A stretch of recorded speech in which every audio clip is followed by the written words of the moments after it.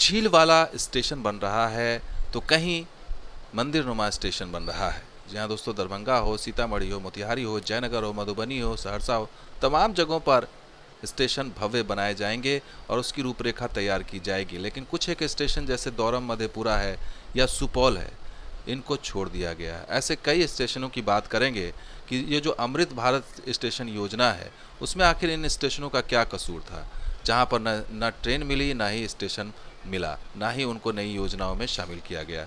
तो आखिर क्या है इसकी वजह, आज इसी की बात करेंगे। तो पहले जान लीजिए कि दूसरे फेज़ में अब सुपौल स्टेशन का शिलान्यास होगा, ये आश्वासन दिया जा रहा है और करना होगा इंतज़ार।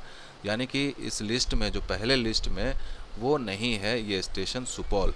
यानी कि ये जो बैठकों का दौर चल रहा है, कल शिलान्यास होना है, प्रधानमंत्री नरेंद्र मोदी शिलान्यास करेंगे, उसका जो बैठकों का दौर समस्तीपुर से लेकर के हाजीपुर तक हो रहा है। हाजीपुर में जीएम साहब कर रहे हैं और समस्तीपुर में डीआरएम साहब कर रहे हैं कि मॉडल दिखाया जा रहा है, नई नई तस्वीर, भव्य तस्वीर, खूबसूरत सुंदर नया भारत दिखाया जा रहा है, नया स्टेशन दिखाया जा रहा है। लेकिन कुछ एक स्टेशनों के लिए ये इसका कोई महत्व नहीं है और यही वजह है कि लोग अब धरना प्रदर्शन की बात करने लगे हैं। इसी दिन 6 तारीख को जो शिलान्यास होगा, प्रधानमंत्री मोदी शिलान्यास करेंगे, उस दिन धरना प्रदर्शन होगा, 1 दिवसीय धरना प्रदर्शन होगा। और वो किस लिए होगा? ट्रेन के लिए होगा। सहरसा फारबिसगंज जो रेल लाइन 14 साल से बंद पड़ी है, उसी के लिए 6 तारीख यानी कि कल रविवार को नरपतगंज रेलवे स्टेशन परिसर में 1 दिवसीय धरना प्रदर्शन होगा।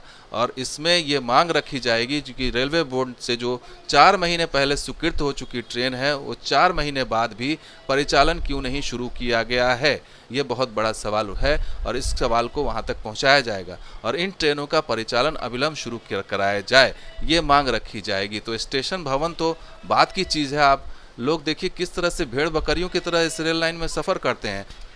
तो जाहिर है जब ये तस्वीर सामने आएगी और जब ये ज़रूरत होगी तो लोगों की मांग होगी। और अमृत भारत योजना हो रही तो देश को नए तस्वीर दिखाई जा रही है, तो ये तस्वीर भी इस अमृत भारत योजना में देख लें, रेल मंत्री देख लें, प्रधानमंत्री देख लें क्या हालत है।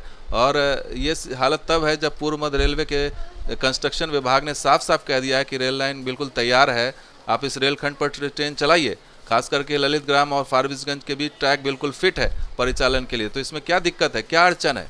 सीआरएस निरीक्षण होने के बाद ओके हो गया, रेलवे बोर्ड की तरफ से ट्रेन की स्वीकृति मिल गई, ट्रेनों का टाइम टेबल जारी हो गया, तो फिर रेल मंत्री किस बात का इंतजार कर रहे हैं, प्रधानमंत्री किस बात का इंतजार कर रहे हैं? और ये जो नए स्टेशन बनाए जा रहे हैं दिखाने के लिए, उसमें आखिर इन स्टेशनों की क्या गलती है?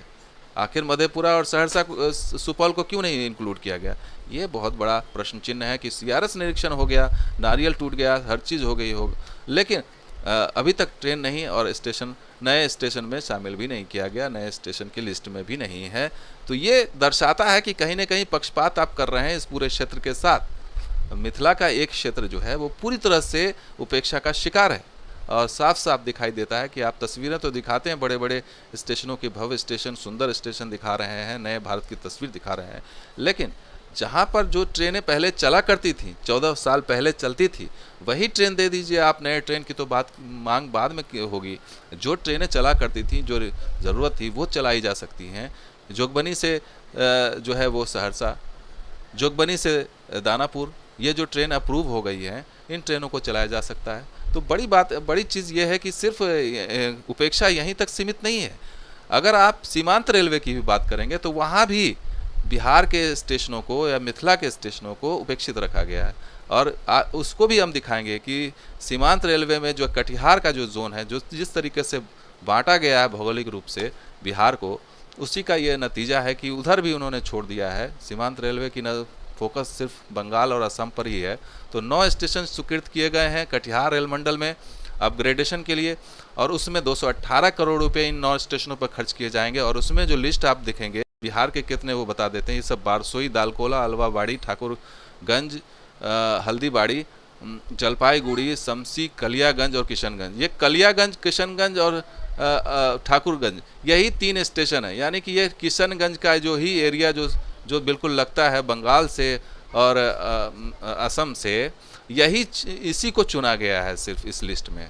यानी कि यहाँ भी पूरी तरह से पक्षपात किया गया है। और अररिया और पूर्णिया, जो यहाँ पर फारबिसगंज को दिया जाना चाहिए था, स्टेशन को सेलेक्ट किया जाना चाहिए था, जोगबनी को सेलेक्ट किया जाना चाहिए था, अररिया को सेलेक्ट किया जाना चाहिए था, पूर्णिया कोट को सेलेक्ट किया जाना चाहिए था, वो नहीं किया गया। तो ये पूरी लाइन फिर उपेक्षित है। ट्रेनों के मामले में पहले से उपेक्षित है, अब स्टेशन के मामले में भी उपेक्षित है, और सिर्फ किशनगंज को चुना गया। तो यहाँ भी पूर्व मध्य रेलवे की तो बात छोड़ दीजिए, आप सीमांत रेलवे ने भी छोड़ दिया। तो ये तो ना इधर के रहे ना उधर के रहे, यानी कि ये ना पूर्व मध्य रेलवे में है ना सीमांत रेलवे, बीच में है, और बीच का खामियाजा ये भुगत रहे हैं कि सुपौल मधेपुरा को पूर्व मध्य रेलवे ने अनाज छोड़ दिया, और उधर पूर्णिया अररिया और उसको छोड़ दिया सीमांत रेलवे ने। तो ये स्थिति बतला रही है कि रेलवे का नज़रिया इन क्षेत्रों के लिए क्या है। ये रेलवे के क्षेत्र में पहले ही ये इलाके पिछड़े हैं, पहले ही यहाँ ट्रेन कम है, पहले ही नई रेल लाइंस की कमी है। लेकिन अभी जो मौजूदा चीज़ देखी जा रही है उससे साफ साफ झलक रहा है कि आप बड़े बड़े स्टेशन भवन बना रहे हैं, और जाहिर है बनाइए, उसमें कोई दिक्कत नहीं है।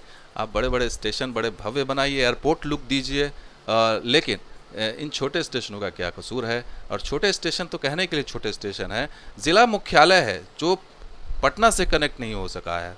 सुपौल पटना से कनेक्ट नहीं हो सका, दिल्ली और मुंबई की तो बात छोड़ दीजिए आप, और आज से नहीं, आज़ादी के बाद से या अब तक सुपौल जो है वो नहीं जुड़ सका। सुपौल ज़िला बनने के बाद जो है वो अभी तक ना पटना से कनेक्टिविटी है ना दिल्ली से है। तो ये दर्शाता है कि आप किस सोच के साथ आगे बढ़ रहे हैं। सांसद यहाँ से जाते हैं, मिलते हैं, जा कर के वहाँ बातें करते हैं, रखते हैं अपनी मांग।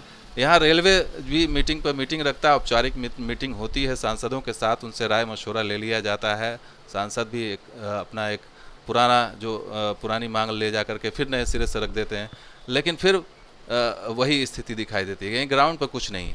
तो लोग मजबूर होंगे ही धरना प्रदर्शन करने के लिए। जब आप मजबूर करेंगे तो एक तरफ आप शिलान्यास कर रहे होंगे, एक तस्वीर ये होगी, तो दूसरी तरफ धरना प्रदर्शन भी दिखाई देगा नरपतगंज में। तो ये दो तस्वीरें रेलवे को देखनी चाहिए, रेल मंत्रालय को देखनी चाहिए, रेल मंत्री को देखनी चाहिए कि क्या स्थिति है इस पूरे इलाके की। और अगर ये ट्रेन चला दी जाए, अगर यहाँ पर जो है सेवा दे दी जाए, तो आखिर इससे भला किसका होगा? आम जनता का होगा, रेलवे का होगा। राजनीति अपनी जगह है, अगर राजनीति की बात है तो अपनी जगह है, लेकिन क्या राजनीति के चक्कर में रेलवे का भट्टा बैठाया जा सकता है? क्या राजनीति के चक्कर में लोगों को सुविधाओं से वंचित रखा जा सकता है? ये अहम सवाल है, और ये सवाल लोग पूछ रहे हैं। तो जाहिर है ये इन सवालों का जवाब जो है इतना मुश्किल नहीं है। अगर शिलान्यास अगर आपको स्टेशनों का कर रहे हैं तो ट्रेनों का भी कर सकते हैं साथ के साथ शिलान्यास। आप ट्रेनों का भी शिलान्यास कर सकते हैं, जो लाइनें CRS ने अप्रूव कर दी हैं। जैसे झंझारपुर से महरेल है, अप्रूव हो चुकी हैं। फारबिसगंज से सहरसा, फारबिसगंज से दरभंगा अप्रूव हो चुकी हैं, वो की जा सकती हैं। आपको हसनपुर से बिथान हो चुकी है, और नरकटियागंज से आगे एक और कोई लाइन है वो अप्रूव हो चुकी है। ये 3-4 लाइनें अप्रूवल हो चुकी हैं, CRS निरीक्षण अप्रूवल हो चुका है। लेकिन ये मुझे लगता है कि ये पहली बार स्थिति दिख रही है कि CRS अप्रूवल के 4 महीने के बाद भी आप ट्रेन नहीं दौड़ा रहे हैं। जबकि ये तस्वीर देखनी चाहिए। अगर आप अमृत भारत योजना का शिलान्यास कर रहे हैं, स्टेशनों का आप नवीनीकरण कर रहे हैं, उन्हें भव्य बना रहे हैं, तो इन तस्वीरों को भी देखिए किस तरह से लोग सामान की तरह ठूस के जा रहे हैं। और मजबूरी है तभी जा रहे हैं। अगर इनको ट्रेन सेवा होती, अगर इनको पता होता कि अगली ट्रेन 1 घंटे में ही है, तो इतनी भीड़ ना होती।